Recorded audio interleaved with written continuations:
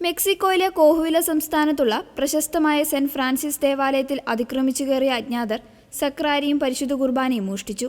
May 7-ാം തീയതി പുലർച്ചെയാണ് ക്രൈസ്തവ ലോകത്തെ നടുക്കിയ ഈ സംഭവം നടന്നതെന്ന് സാൽട്ടല്ലോ ബിഷപ്പ് മോൺസിഞ്ഞോർ ഹലേരിയോ ഗോൺസാലസ് ഗാർസിയ അറിയിച്ചു.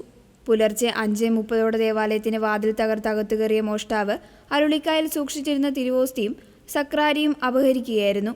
മറ്റു തിരുവോസ്തികൾ ദേവാലയത്തിന് തറയിൽ അലക്ഷ്യമായി ഉപേക്ഷിച്ച നിലയിൽ കണ്ടെത്തി. സക്രാരിക്ക് പുറമെ ശുശ്രൂഷകൾക്കായി ഉപയോഗിച്ചിരുന്ന ഒരു ട്രംപറ്റും മോഷ്ടിക്കപ്പെട്ടിട്ടുണ്ട്. കത്തോലിക്ക സഭയുടെ നിയമമനുസരിച്ച് ഇതൊരു വിശുദ്ധ സ്ഥലത്തെ അവഹേളിക്കലും ദിവ്യകാരുണ്യത്തോടുള്ള കടുത്ത നിന്ദയുമാണെന്ന് ബിഷപ്പ് വ്യക്തമാക്കി. ഈ കുറ്റകൃത്യം ചെയ്ത വ്യക്തി കത്തോലിക്ക വിശ്വാസിയാണെങ്കിൽ അദ്ദേഹം സഭയിൽ നിന്ന് സ്വയം പുറത്താക്കപ്പെട്ടതായും ബിഷപ്പ് പ്രഖ്യാപിച്ചു. സഭ നൽകുന്ന ഏറ്റവും കടുത്ത ശിക്ഷാ നടപടിയാണിത്. വിശുദ്ധ സ്ഥലങ്ങളെയും അവിടെ സൂക്ഷിച്ചിരിക്കുന്ന തിരുശേഷിപ്പുകളെയും സംരക്ഷിക്കുന്നതിൽ കൂടുതൽ ജാഗ്രത പുലർത്തണമെന്ന് ബിഷപ്പ് ഹലേരിയോ ഗോൺസാലസ് വ്യക്തമാക്കി. സംഭവത്തിൽ അതിരൂപത ദുഃഖം രേഖപ്പെടുത്തി.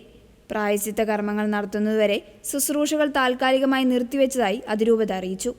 സമാനമായ രീതിയിലുള്ള മറ്റൊരു മോഷണം ഇക്കഴിഞ്ഞ മാർച്ച് 23-ന് ഇതേ രൂപതയിലെ ഡിവൈൻ മേഴ്സി ചാപ്പലിലും നടന്നിരുന്നു. തുടർച്ചയായി ഉണ്ടാകുന്ന ഇത്തരം സംഭവങ്ങളിൽ വിശ്വാസികൾ വലിയ ആശങ്കയിലാണ്.